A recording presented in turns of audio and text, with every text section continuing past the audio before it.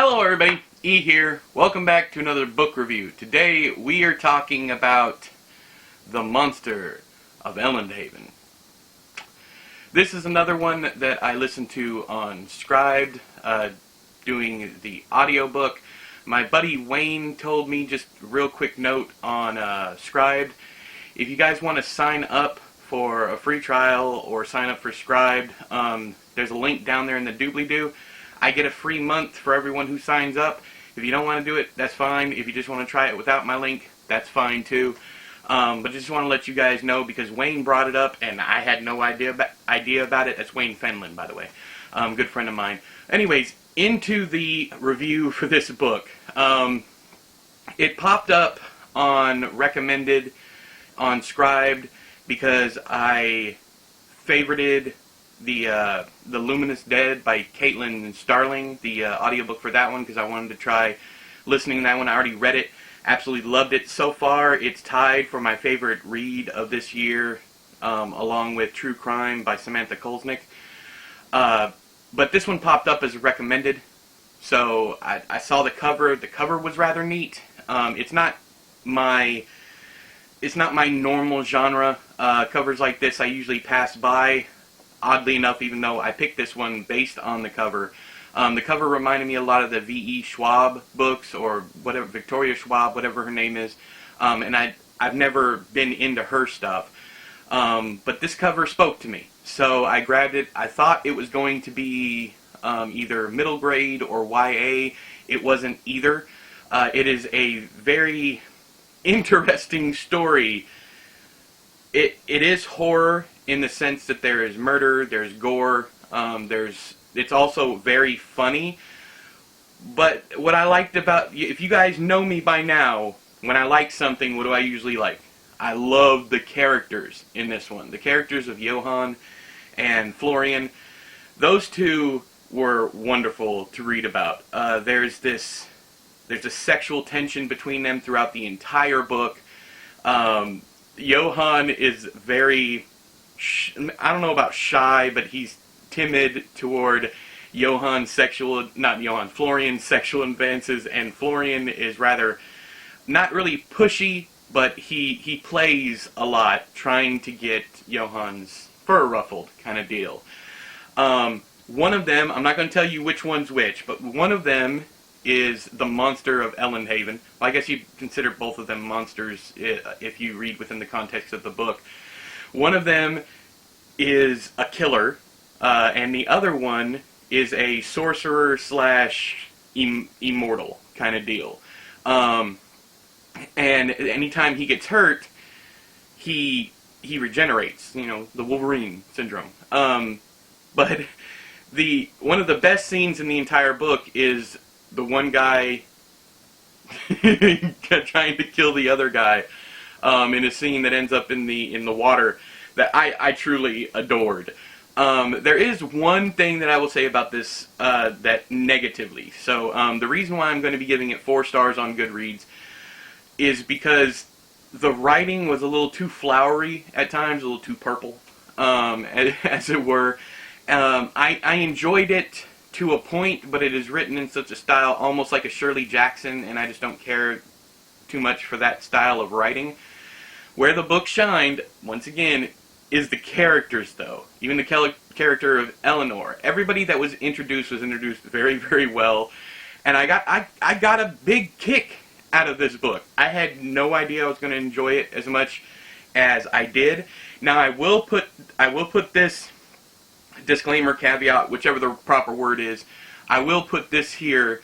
I listened to the audiobook, so the text might have been more difficult for me to get through because it is written in that classic, well, it's not really classic, but it's that very verbose style that I try and tend to stay away from. The same type of verboseness from guys like Poe or Lovecraft, that kind of deal. It's not as bad as them. It's more along the Shirley Jackson line. But or Mary Shelley kind of deal. So if you are put off by that type of thing, you may not dig this one. I don't know. Give it a try. Maybe go over to Amazon, check the look inside. I'll leave a link to the book down there in the doobly-doo. Another thing that I really enjoyed about this one is the sense of place. In yesterday's review, I talked about how David Saloy did not put me in, not really unique places, but just a place that I could see. Whereas with this one, it had a very dark, creepy, almost Tim Burton-ish feel to it. Or Henry Selick, the guy who directed Corpse Bride and Nightmare Before Christmas. I think his name's Henry Selick. I don't know. Correct me down there in the doobly-doo if I'm wrong. Some people think that Tim Burton directed Nightmare Before Christmas and he didn't. But the guy that did direct that is a fantastic director. One of my favorite directors. So if you're into that kind of thing, or maybe even a series of unfortunate events, that kind of deal, you're probably going to dig this. There is supernatural aspects, there is magic, there's lore, there's all kinds of great stuff in here, but the book is hella short. I honestly don't know how Jennifer Giesbrecht did it. How she put so much, and if I mispronounced that last name, I apologize. But I don't know how she crammed so much into such a short work. The book itself is only 160 pages. The audiobook was only 3 hours long. So it's kind of like a Gwendy's Magic Feather length, but with about 10 times more content. There's always something going on. There's always very funny dialogue going on, or the funniest parts for me, like I mentioned earlier in the review, were the parts where Florian is messing with Johann, and Johann is getting so bothered, not because he doesn't like the attention, but because he's just so awkward. It was a great character study for one person that is hypersexual and one person that is less sexual than that person. I really got a kick of watching listening to these two guys go back and forth.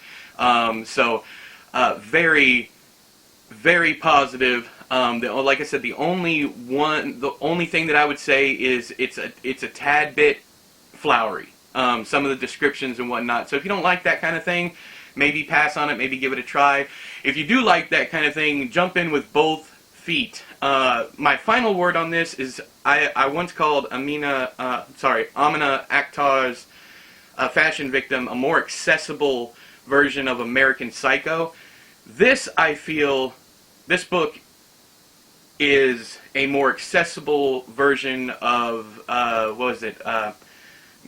Doctor Strange, no, not Doctor Strange, Jonathan Strange and Mr. Norrell. I can't remember the author's name, but this one is a far shorter, it's about a tenth of the size, and it's really quick to get through, but it has the same vibe to it. So if you got along with Jonathan Strange and Mr. Norrell, definitely check this one out. But if you read The Monster of ELENDHAVEN, I'm hoping I'm getting that right. Yes, The Monster of ELENDHAVEN.